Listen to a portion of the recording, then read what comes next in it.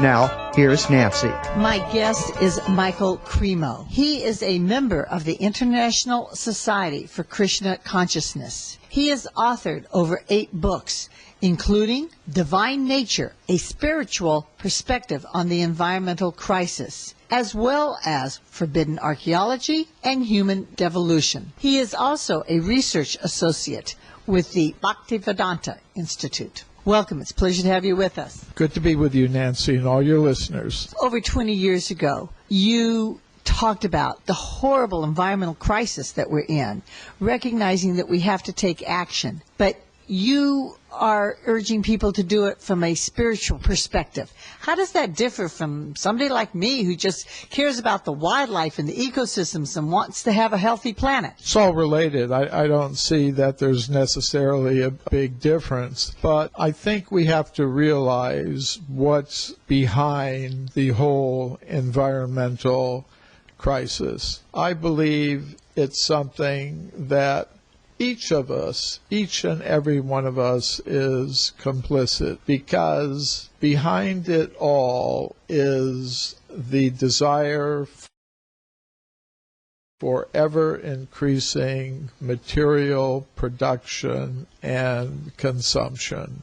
And we all play a role in that. Those who have really looked at the environmental crisis in a very deep way have determined that the ultimate solution to it is voluntary simplicity, ultimately. We certainly need to stop doing so much consumerism and continue production that's using our resources and destroying our ecosystems. Yes, we're using resources in an unsustainable way.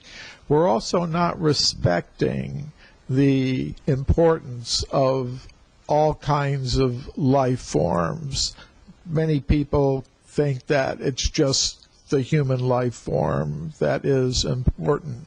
So a lot of my work in this area is inspired by my studies in the ancient spiritual teachings of India, which tell us that there is a soul, a unique individual conscious self present in the hearts of all living things. In fact, Hare Krishnas are one sect of Hinduism. There are many different groups, just as we have in Christianity, Judaism, Islam, many different sects. But yet, every practicing Hindu is a vegetarian.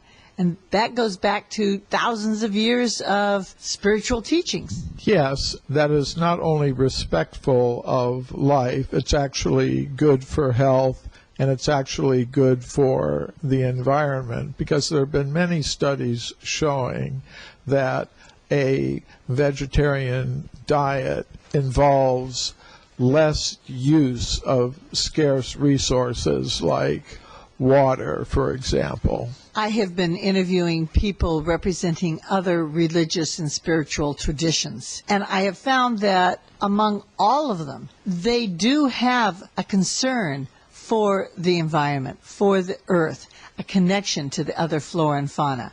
How do your beliefs differ from other religions and spiritual teachings? Probably there are a lot of commonalities, and there may be some differences. Whatever they are, I would prefer to focus on, the commonalities. But we in the Hare Krishna movement, which is part of a larger group, Hindu spiritual traditions, believe that the earth is a goddess. The earth itself is a living entity, so that has to be respected. And there are some scientists who have developed that concept called Gaia. Absolutely. That goes back to the Greek concept of the goddess of the earth, Gaia. It's something that even science is prepared to respect. You also discuss karma. What exactly is that? Karma is a universal law that whatever we do produces a reaction. If we cause pain and violence to other living things, it will come back on us. And that includes violence to the earth. If we respect the earth will give us what we need.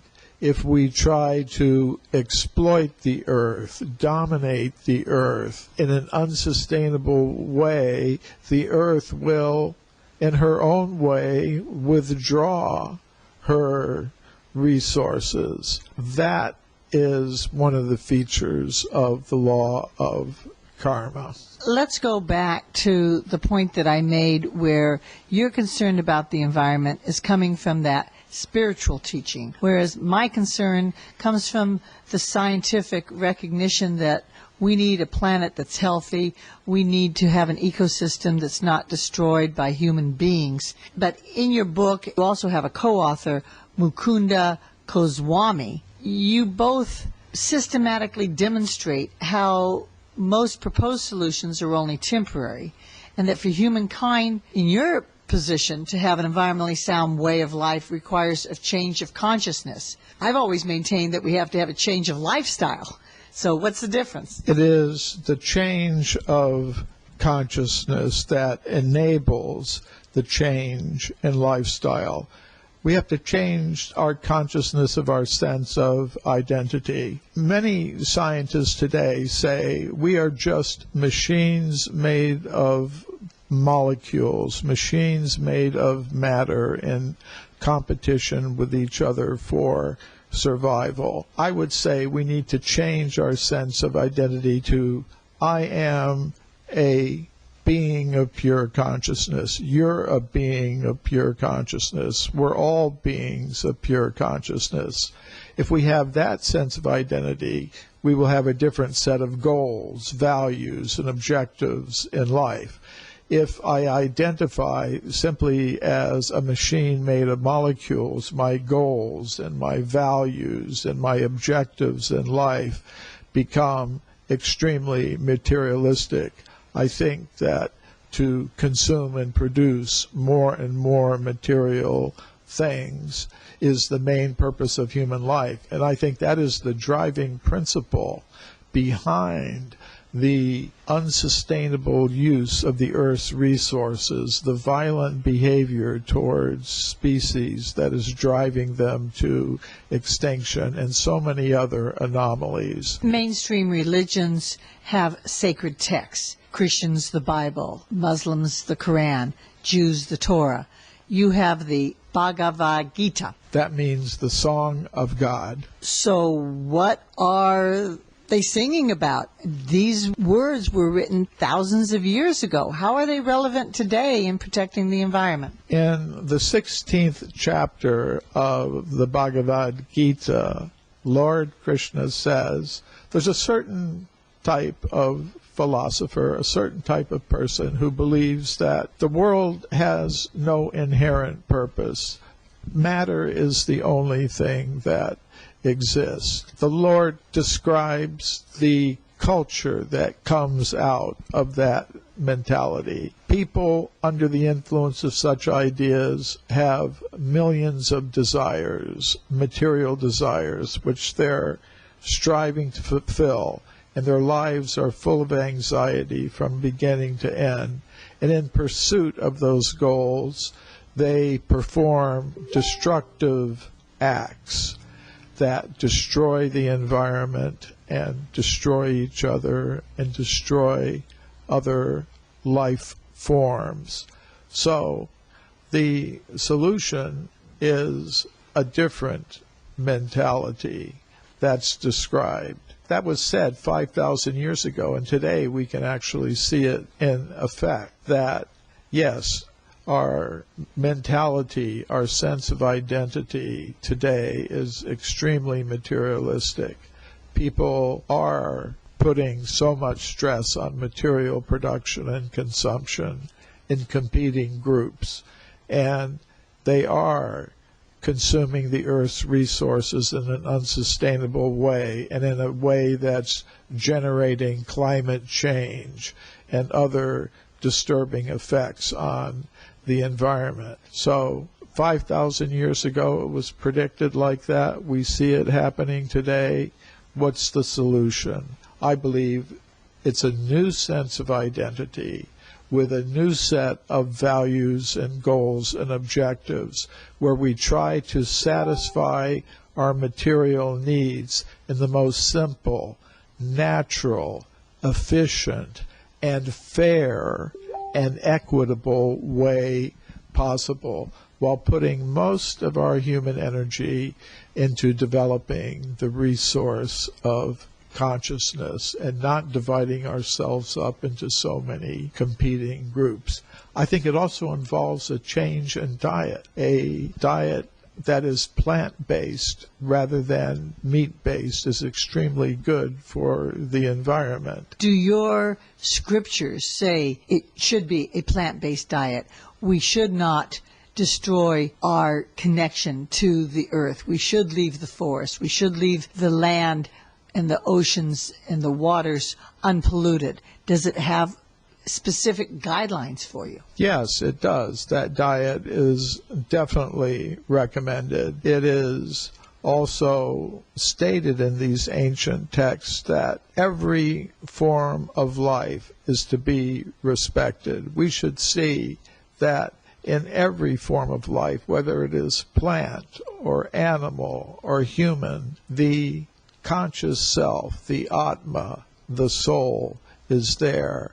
And we should live in a way in which we cause the least amount of violence to others, other humans, to other animals, to plants, to the earth itself. So in essence, if you take that belief system that we do respect other life, we have to leave habitat, we have to leave wilderness, we have to leave wild areas, nature sanctuaries for the other species on the planet. Absolutely. The result of that is that the earth will respond. There can be cooperation among all living things. We will get what we need without the environmental destruction and the conflict and the unfair distribution of wealth that currently exists in the world. You are a research associate for the Bhaktivedanta Institute.